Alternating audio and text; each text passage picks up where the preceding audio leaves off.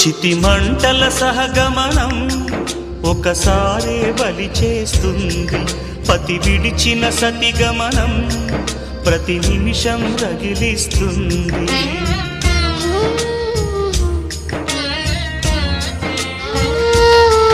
ఆ జ్వాలలతోనే జీవించేటి ధైర్యం అందిస్తూ ఓ బంధువులారా దీవించండి దీర్ఘ సహనమస్తు. నువ్వు రామా మాంగళ్యమా వివాహపు వేదికలో నిన్ను ఉడేసిన నిన్నటి వేళ్ళకి విడాకుల వేడుకలో నేడు తెంపడం నేర్పడానికి.